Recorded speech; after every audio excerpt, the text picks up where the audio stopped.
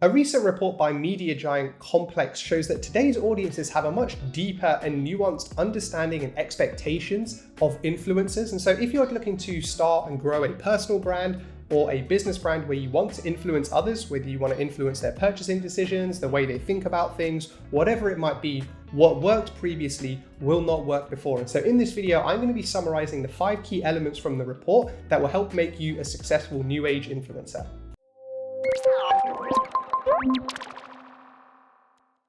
So let's talk about the Future of Influence report. And so if you're feeling particularly academic, there is a link down below to the full report if you want to read that. But essentially, to summarize, they interviewed 100 people, as well as some youth culture experts, as well as some influencers and creators, to figure out what the state of play in terms of influencers and that whole influencer industry is in 2021, and what is making some of the more successful influencers successful. What is their playbook? How have they been so successful? And part of the report, they talk about celebrities, which celebrities or which figures and icons are most influential at the moment. Now, there's some people on that list that you would expect. There's your Greta Thunbergs, there's your LeBron James, your Lil Nas X. But the person that tops that list as the most influential person was Travis Scott, which kind of surprised me a little bit. I can kind of understand it, but surprised me at the same time. And what the report goes down into break into is the 5 things that they think Travis Scott does really, really well that makes him the best influencer in the world. And the great thing about it is those 5 things that made Travis Scott, in Complex's eyes, the #1 influencer in the world, are things that you and I can also put into place. And so if you're trying to grow that personal brand or business brand, these are things that you can apply into your own influencer strategy. The first one, unfortunately, is just a very obvious one, and that is quality. You need to be putting out quality content, whatever that might be it products, be it videos, be it Instagram pictures, whatever it might be.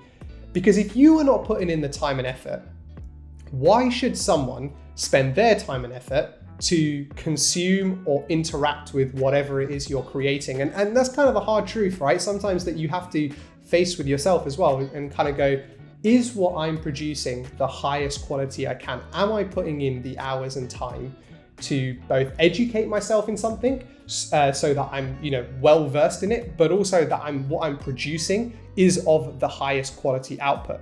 In the report, they state that 95% of the audience expect people to be educated on something for a long period of time if they expect to influence others. And so if you want that influence on others, you have to be knowledgeable in your area, and therefore you have to put in the time to learn and understand and absorb all of that stuff so that you can produce something that is of high quality, so that your audience feels, values being added to their life by the quality of what you've produced. And unfortunately, there are no shortcuts around this.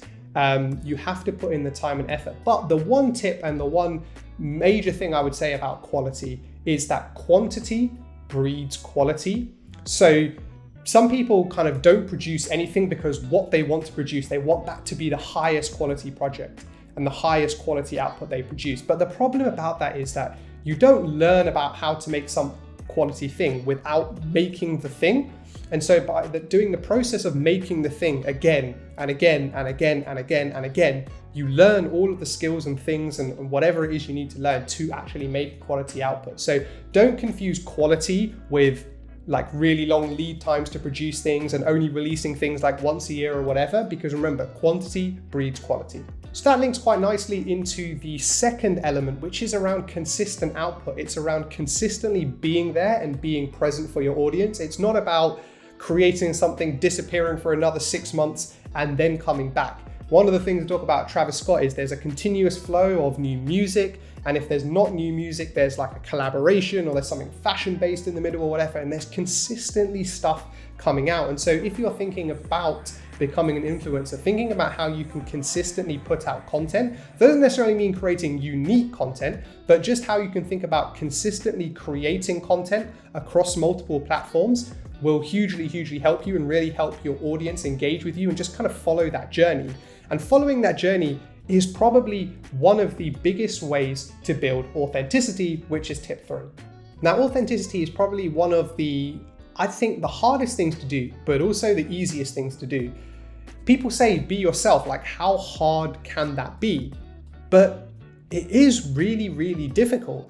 But those people who are able to stay authentic are the ones that really help connect and are the ones that really successfully create that relationship between themselves and their audience, which ultimately leads to influence. And so let's take the example of Travis Scott that they take in the report. So he is from Houston, from Texas, and he grew up in an area where there was a theme park called Astroworld. It was a Six Flags that got ripped down many, many years ago. And that, at his time in his childhood, that was a really painful experience. He had a lot of joy there. He, rode all the roller coasters, all of that type of stuff. And so it was a very painful experience to have that knocked down and built into apartments. And so when he was releasing what is now his latest studio album, he had to name it Astroworld because he wanted his music to reflect that pain from his childhood when Astroworld was ripped down in his hometown. And so that is a really, really great example of authenticity, in that someone remembering where they came from and remembering what essentially is true to them and what they thought back in the day before they had all this influence, and imparting that on people is a great, great way to just create that real authentic bond between you and an audience. And another real brand, if you're trying to look to grow a brand, who I think has really mastered authenticity, is Gymshark.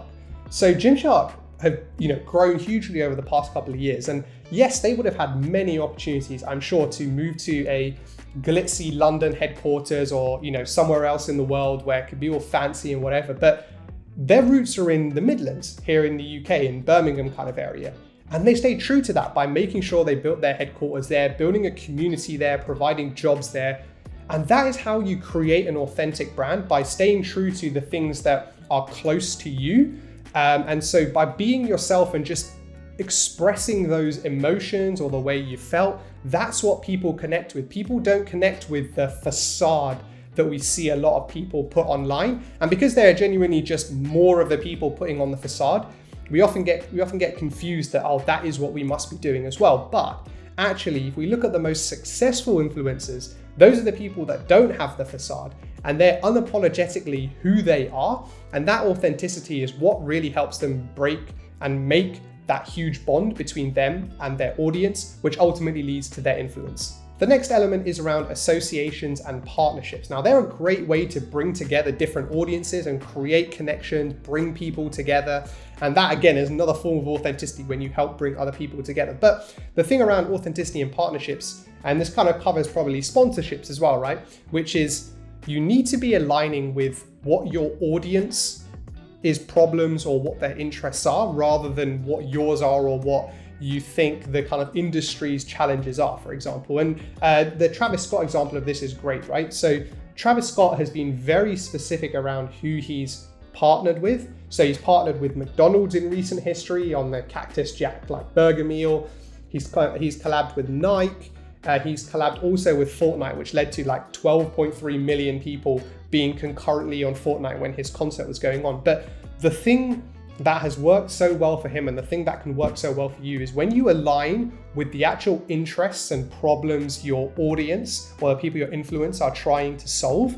And so in that case of Travis Scott, right, his audience, he knows his audience are that youthful nature, right? We've seen crowds at his concerts, they're wild and they're full of 21 and unders. And what do they like? They love going to fast food. Some of them love playing Fortnite, and they love streetwear and fashion like that. And so those collaborations set up by him are not about him and what his desires are, but more about what his audience are trying to do and what their interests are. And so if you're thinking about that in terms of some of the partnerships, be it maybe with other creators or be it with brands, whatever it might be, thinking about what the interests of your audience are and trying to partner with brands or people that align with that will help you hugely if you actually want to have an influence on your audience. And the final element is kind of linked to authenticity, but it's around being multidimensional. Now, humans are complex beasts. We have different interests and we are ultimately all unique. So don't be afraid to share that, right? If you're trying to build a personal brand, don't just show one facade of yourself. Don't just show this facade of yourself. You might be watching this and thinking, oh, Kieran's possibly maybe a very serious person who likes to talk about research or whatever. But if you go on my Instagram, it's a slightly different facade of me. If you watch me stream on Twitch, it's a slightly different facade of me. And those are all the things I have an interest in, right? And by consuming all of those bits of data and all of those bits of content, you really start to get an understanding of me, which is what helps create that bond between me and the audience, which ultimately leads to influence. And so don't be afraid to share that uniqueness about what makes your brand or your personality different. Don't hide that away. Show that you have different interests. Show that you are unique, because that is ultimately what people will connect to.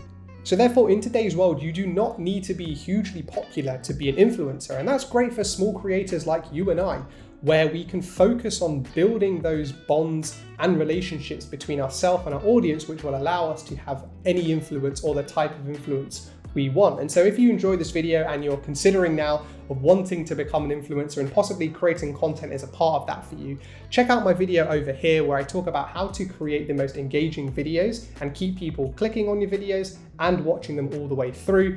But otherwise, I hope you enjoyed this video, and I hope you're thinking very differently about the world of influencing and how you can get involved in the world of influencing in 2021. So thank you all for watching, and I'll catch you guys on the next one.